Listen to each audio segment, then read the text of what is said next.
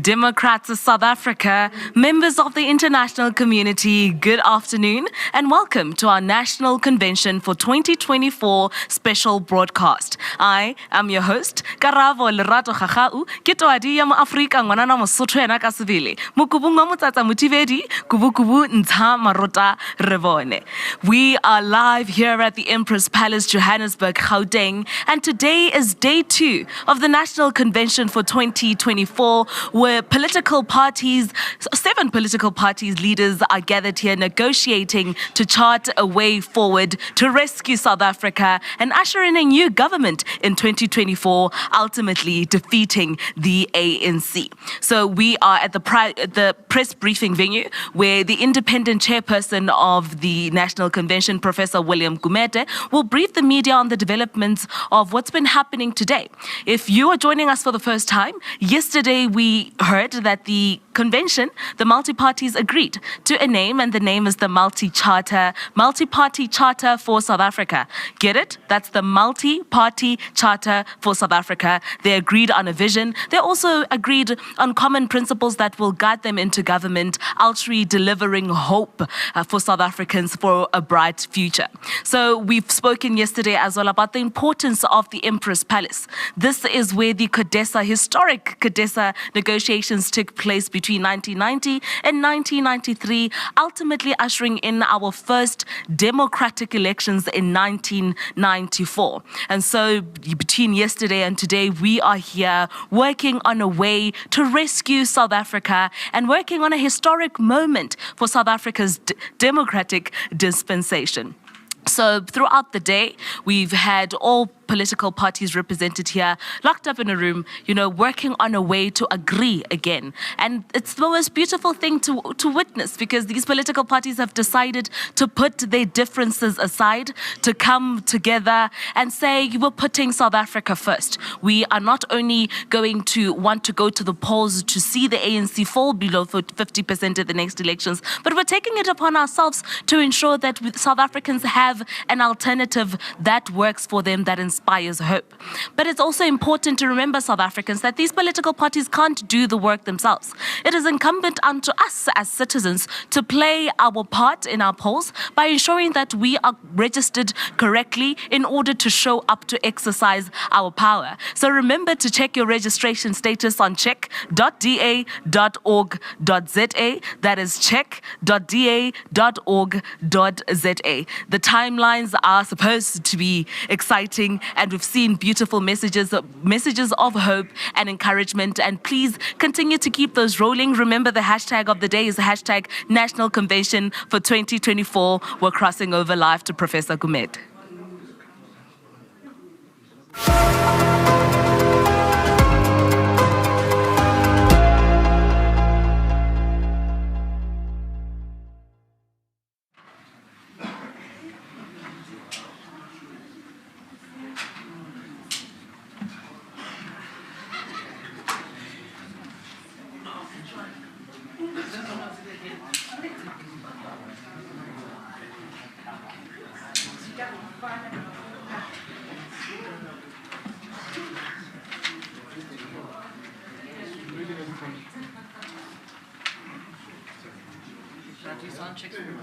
Yes, please.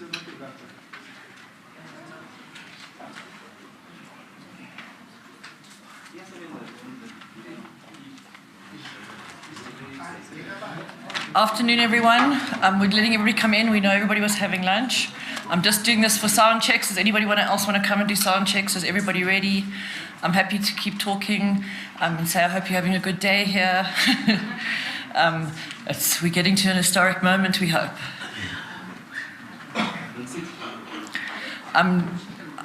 Okay, thank you. Is everybody okay? Everybody else got their sound checks? Okay, we're ready.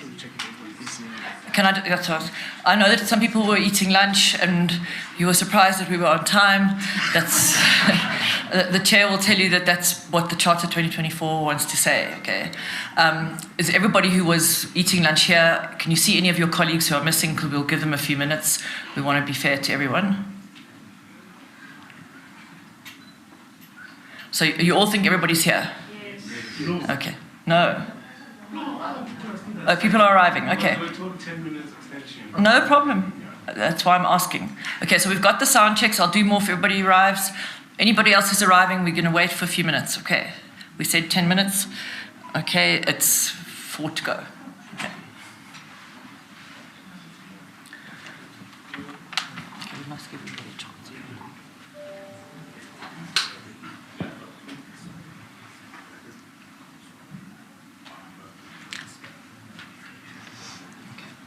Sunday Times is still coming.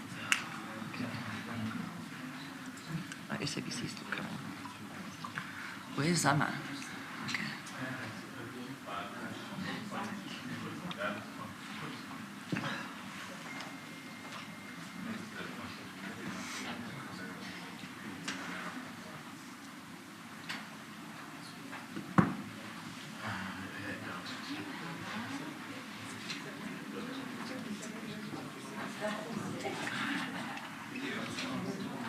Your fan club's still coming with you.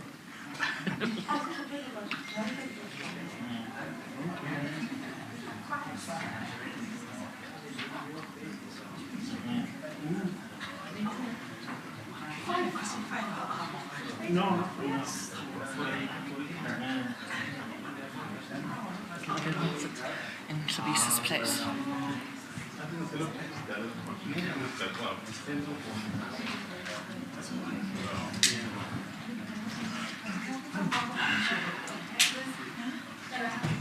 Oh, that's the reason why. Oh, okay.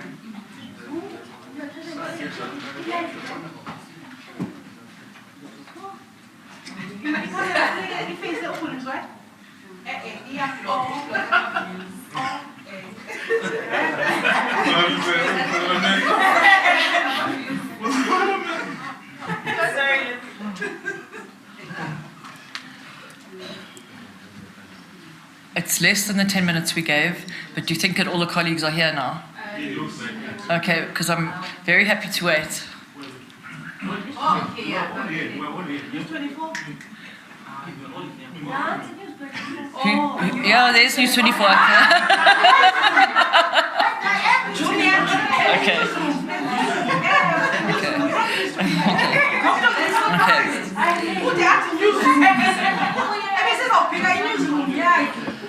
Okay, and I don't have to do new sound checks. Everybody okay with sound? Because can I give thumbs up so I can... Okay. All right, afternoon everyone. Just to remind you, I'm Noreen Khan. I'm part of the independent technical team supporting the independent chairperson, Professor William Gumede. Professor Gumede is going to give you feedback on the progress that's been made in the process so far, and then we will take a few questions. Professor Gumede, can I ask you to tell everyone? Afternoon, everyone. Thank you for being here. I'm happy to tell you that there's really progress, robust discussions. Of course, we're getting there. We're very close. And let me just give you an update in terms of where we are in the process. I think just the first thing is that the group reached, or even before that, got hashtag Charter 24.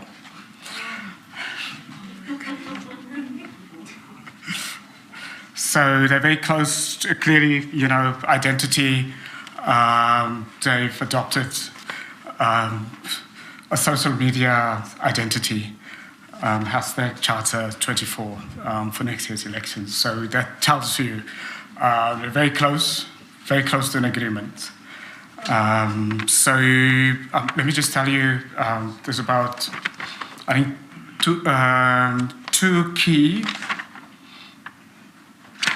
three key agreements so far, which I can report back to you. And again, as I said, the negotiations to cobble together this very historical first pre-election coalition in South Africa's modern history together ahead of elections. It's unprecedented. Even around the world, it's one of the few instances where such a pre-election coalition would have been cobbled together, almost there. So they've reached common ground on the key solutions to the challenges facing South Africa. Now, it's quite important getting an agreement on that. I mean, just in normal practice, it is often very difficult because we all, as individuals, we have different opinions on how to deal with the challenges of a country and also political parties. And in order to reach a common agreement on some of the key things really is groundbreaking. And I must also reiterate that the convention, it was not the first time that the partners have been talking to each other. So I've been chairing, coming into the negotiations, chairing and the negotiations prior to the conference. And obviously, this convention is meant to really iron out the last of the issues and between the parties, and to get that formal agreement and to build a trust between many parties that have in the past obviously competed very vigorously against each other, often in a very hostile way against each other, and now have to agree to partner in a coalition ahead of the election. So it's obviously it's not easy to do that. And the parties have agreed to come together in the following months still, to come up with a much more substantial engagement on said policy, because in 2 days you cannot agree on each and every policy, but you can agree on the key policies. So they've done that, and so they commit to work on a fully fledged policy platform in the months to come, based on the pillars of the agreement that have reached today. Okay, so they've reached really the pillar policy agreements, and now they have to substantiate that much more fully in a fully fledged manifesto in the coming months. And obviously they also have to keep it, they can't be too close yet, because there's ongoing negotiations to bring in more parties to the coalition, so also to give other parties the opportunity to make some input. But the core, the pillars have been agreed on, and it's a really significant moment for a group of parties that fought each other in the past to actually agree on the fundamentals of a policy platform. Second thing, they've agreed on the principles of power sharing. And that's very important. If you think of all of, many of the coalitions that failed at a local level, it really has been, power sharing has been really an Achilles heel for many of the coalitions at a local level. And one of the reasons why many of the coalitions have failed, because they've been unable to agree on how to share power. Okay, so it was hard, very robust discussion. It was very hard, but an agreement has been reached. So what does it mean in practical terms? So the parties have agreed how they're going to work together, how they're going to, if they come to government, when they're going to come to government, how they're going to share power, how it's going to look like. How are they going to establish a government, and how would they allocate positions, and so on. Now, the principles of the power sharing that they've agreed on, what would the principles be? One, that power will be shared approximately proportional to the election result. So, it is important to emphasize that in this kind of coalition, and that every party will still have their individual identities, and they will compete in the election based on the individual identities, but part of a coalition. It's very new in the South African circumstances, very new. But once the election result is out, and they will then deal with representation among themselves according to the election results, how much each party would have gotten out of the election. Secondly, they'll use the principle of merit base to decide the allocation of positions in government. So, looking for the best candidate for a position, among them or outside, and that the appointment would, so they agreed to the principle of merit-based appointments. So not political-based appointment or patronage-based appointment or cadre-based appointments, but merit-based appointments. This is quite an important, it's a very important principle that they've agreed on, and it sifts also really the way things are conducted in the country. They also agreed, thirdly,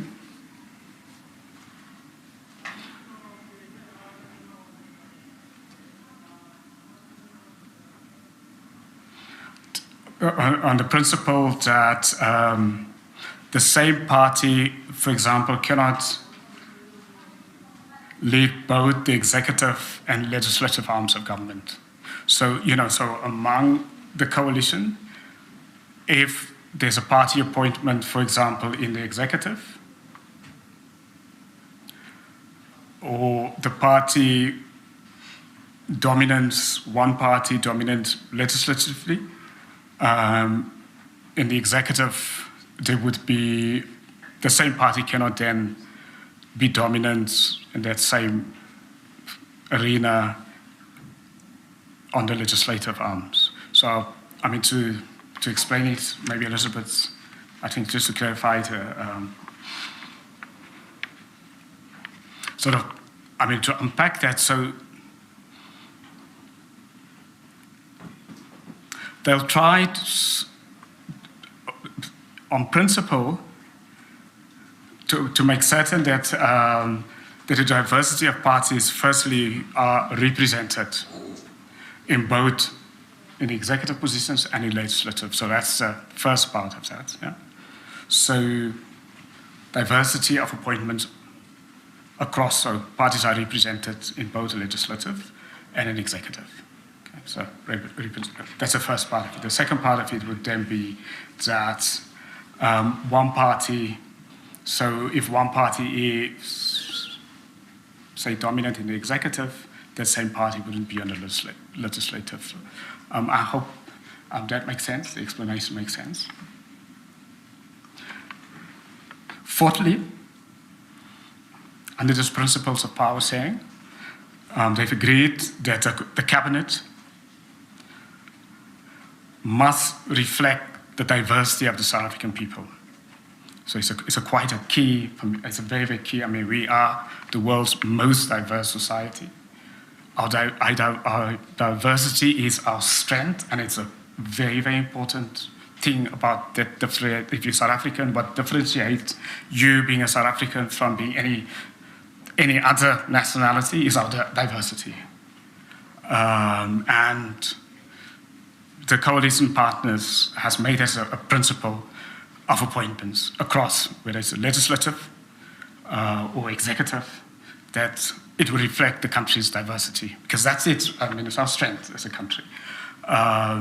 If we want to grow, if we want to be prosperous, we want to be peaceful, we have to leverage that diversity, because that is actually our competitive advantage compared to any other country in the world. It's a competitive advantage, which we obviously haven't leveraged properly since 1994. So it's a principle they've accepted that is going to be a very, very key principle in the way they're going to govern. Because, I mean, that's, as a country, countries must use the competitive advantage in order to prosper, to grow, to compete, and so on.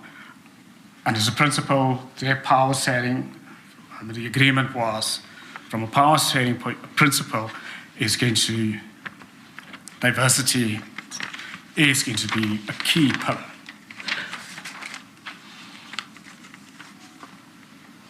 They've agreed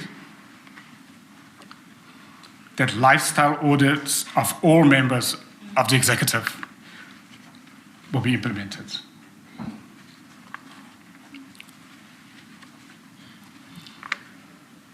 Lastly, around these power sharing principles, the agreements, they've agreed that the leader of the largest party in the bloc will become the leader of government, or government business. Okay. Now, it's quite important. I mean, in our governance structure right now, we have, whether it's in Parliament or in the provinces, the idea that, there's a title, leader of government business, which hasn't been utilized in the way it had been envisaged by our constitutional framers when they framed the governing system, the post-1994 governing system. So essentially what the coalition decided, or what they agreed on, is that that position would become really what it was meant to be, in terms of, you just have to imagine when you're in a coalition at a national level, you would have, there would need to be a coordination of a policy program, a coordination of a legislative program, a coordination of an implementation, so there has to be a central coordination to deliver on policy, to deliver on a legislative program, and so on. And that the leader of government business is going to be a key governance structure in their system of coordination. And as a party with, they get the most votes, will automatically take charge of their position. At the moment, for example, at the national level, the arrangement is that it will be the deputy president, so that's the arrangement currently now. So that will change within a coalition government. It would then change, really be a big change in the way governance operates at that level. The third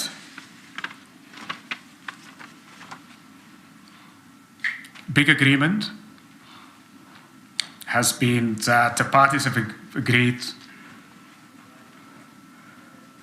to relook at the design of the national cabinet. They've accepted that the way the cabinet is structured right now, that is top-heavy.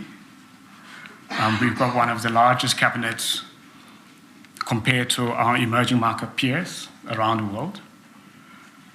And on principle, although, with these sort of things, one has to really look at it more robustly, more evidence-based look at it. But on principle, they've agreed that the cabinet will be streamlined under coalition government.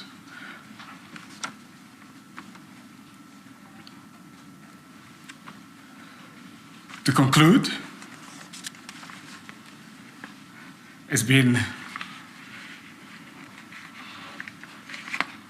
these are parties that come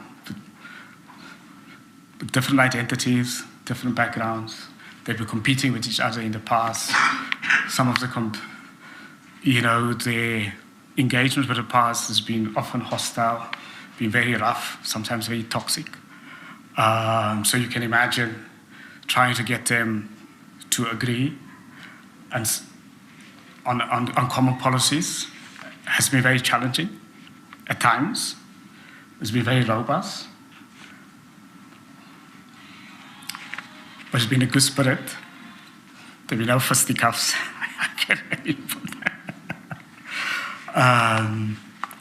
But it is,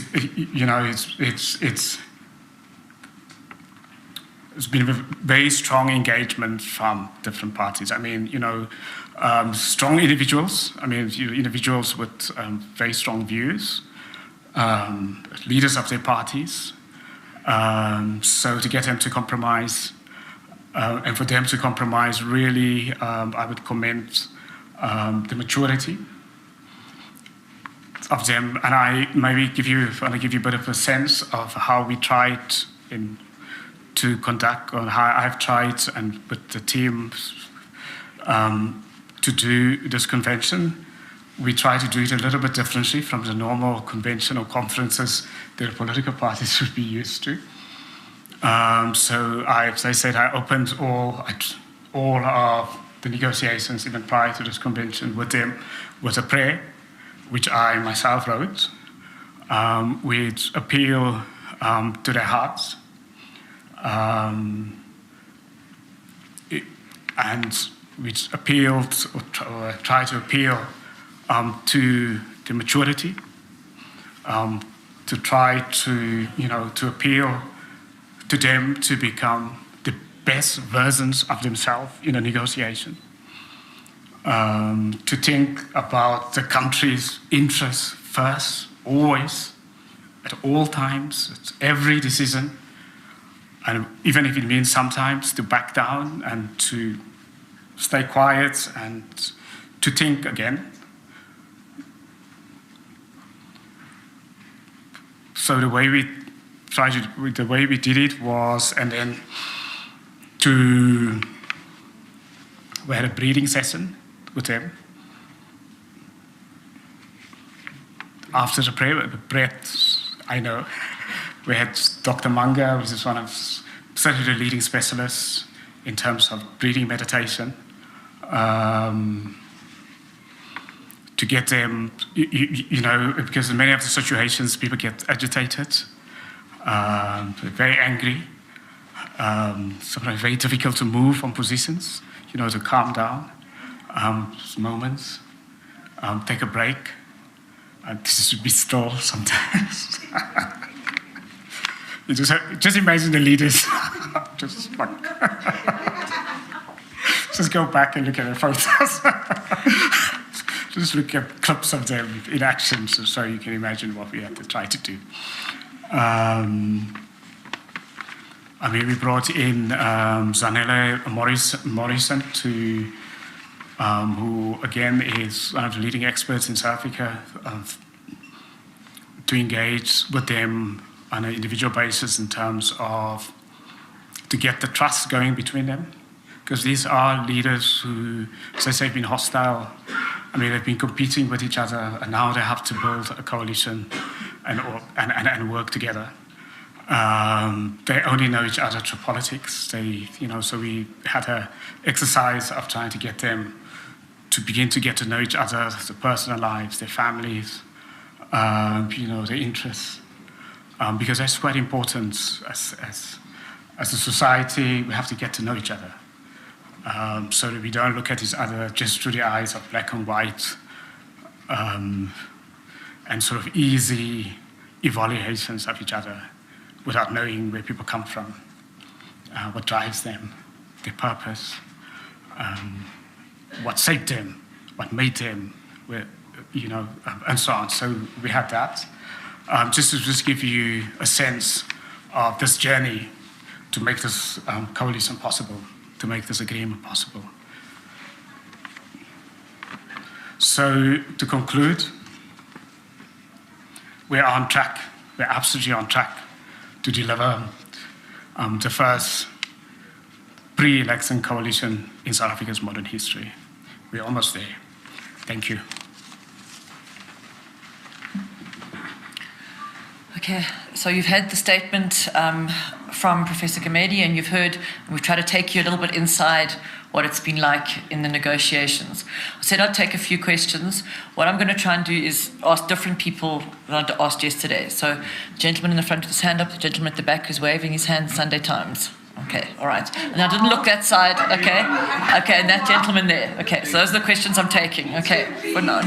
Okay, That's what I'm doing for now. That's the first round, and Professor Gumede will decide if he'll take more. So can I ask that the usual protocol will apply? There is a roving mic somewhere. Where is it? Zaba? Let's continue with our. Okay, all right. And can I just ask you to remind you the rules? You say who you are, where you're from, and then you ask Professor. He will take those questions. Professor Gumede will answer them, and then if he wants to ask a few more, we'll see how we're going. And while you're all still listening, because we're on track, we think that we might come back and brief you at 5 and not 6. Okay. Okay. Okay. Mzwandile Mbete from the SAPC.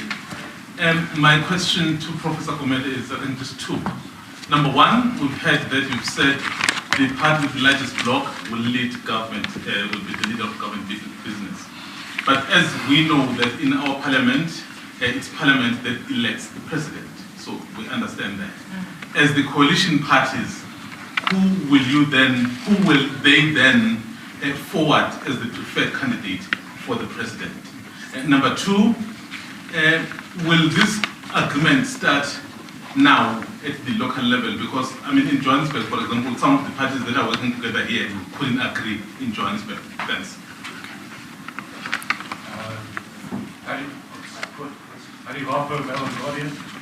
Has there been any discussion around the bills before Parliament introduced by the DA, which would put a cap on participation in coalitions by parties? I think they've mooted the figure of 1%. How is that being navigated and negotiated with regards to this process?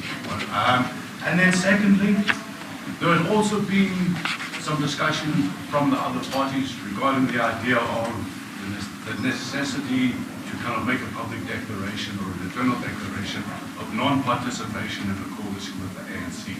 Was that tabled, was it discussed, and was there a resolution around that? And it was Sunday Times.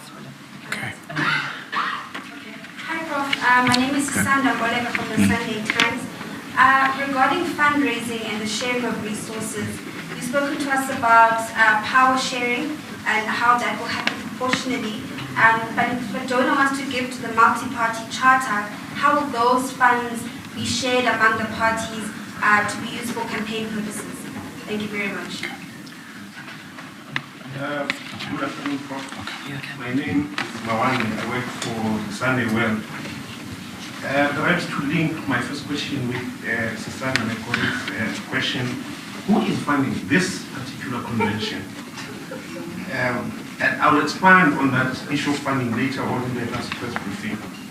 For now, I'll leave it at this convention. And then, secondly, you speak of an issue of a fully fledged manifesto for the multi-party charter.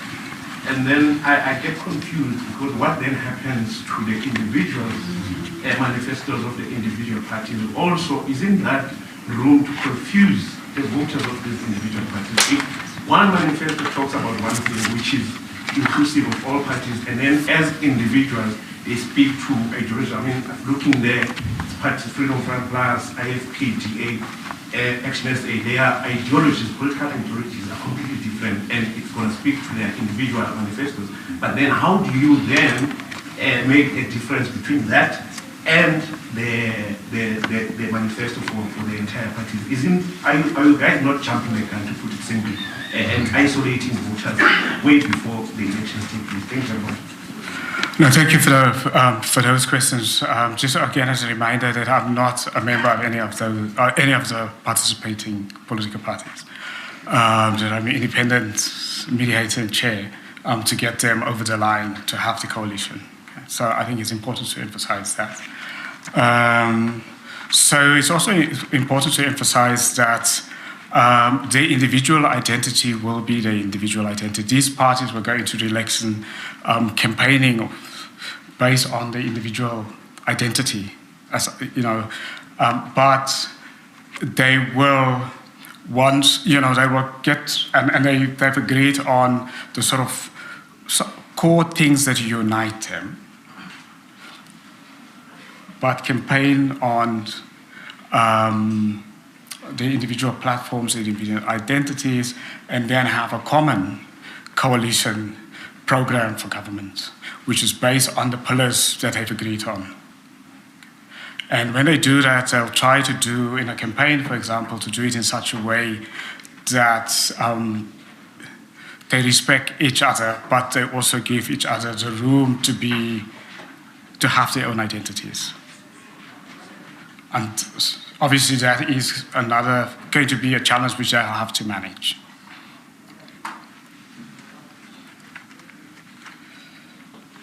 On the fundraising, I think those one of the issues, shared resources for a campaign. So those some of the issues that are still being discussed, not yet resolved, but it is part of this ongoing discussions for the next few hours. So that hasn't been resolved. So. On the declaration. So what I can tell you that at the end of the day, there'll be a declaration. It's almost there. There will be a common declaration. So when it's concluded at the end of the day, at 5 o'clock press conference, as we hope, we know there's going to be a resolution. And there's going to be the big part, the key part of the announcement, and I guess that's the groundbreaking, the agreement in a declaration. On the bills before Parliament, so they're not there yet because this is really in terms of getting the core agreement to bed that down, and all of the other things will be discussed amongst them once they've got the agreement. I mean, the key thing is to get the agreement today. And that agreement will open the way for them to discuss other things, even, coalitions at a local level. They first have to get an agreement and get this charter, this coalition together and sign up and get a declaration. And from there onwards, they will then discuss and resolve all of the other common policy issues together. But it has to be agreement by the end of the day first, and then the next steps will follow thereafter. On the leader, there was a question in terms of what it would mean, because the way our system, our constitutional system works is that the election happens in Parliament. We don't have a presidential system. We have, after the elections, Parliament sits, and then the parties vote for a party leader. So I'll just tell you where the negotiations is now. Principally, it's much more focused on getting this agreement. And then secondly, from a leadership point of view, that the parties, obviously remember the parties have to fight at their own, an election campaign as individual parties, but part of a broader collective. And then the outcome of the election will then determine, in terms of the party, who they would elect in Parliament as the president, if they're victorious. But I think the principle essentially, I think the most important thing, the principle is that it may not mean necessarily that the leader they elect would be the leader of the party with the most votes. And that's the broad principle. Just a principle. Right. I mean, that's the most I can say. On the funding, yeah.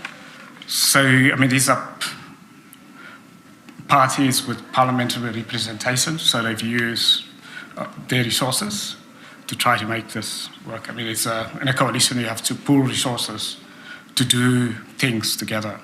And that's possibly one of the first things you have to do these type of conventions. Okay. Thank you. God bless. Thank you. And William, is that it? Okay, thank you very much, everyone. We're not going to take any more questions. We will remind you all that we know we said initially we'd be at 6 o'clock. As Professor Gumede has indicated, we're moving a little bit more. Yeah, we're not going to do it at 6. Yeah, I'm just saying we said initially at 6. I'm reminding you all that we'll come back at 5. And we are, as you have seen, trying to make sure that we stick to time. And there will be more questions, and it will be a full conference where you'll be able to ask questions. Thanks very much. Yeah. All questions later. Thank you. Yeah. Well, you'll also be able to ask them of the politicians, which I think you would much prefer. That's what I mean. Okay. No, he doesn't know the answers.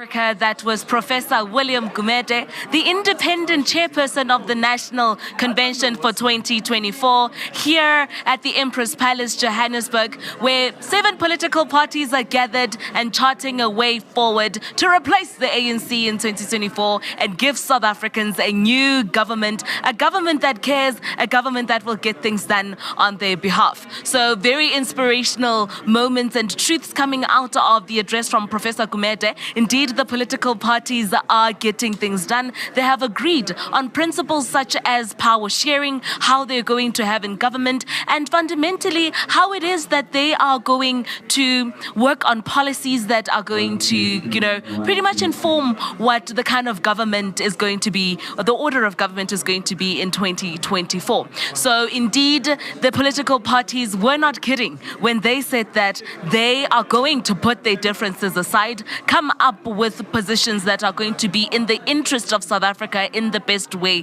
possible, and we have seen that. So, but remember, let's keep that conversation flowing on social media. The hashtag of the day is still hashtag National Convention 2024. Like and share our social media accounts, but most importantly, take this opportunity now, given the hope that has just been inspired now, to ensure that you as a citizen of South Africa can also exercise your right and exercise your power by showing up in the election in 2024. And remember, that can only happen if we are all registered to vote. So visit check.da.org.za, that is check.da.org.za, to ensure that you are registered successfully and can vote the current government out to usher in a new government that cares, that will deliver for you. So we will be back with more updates. For now, I am signing out. Karabo Khakao.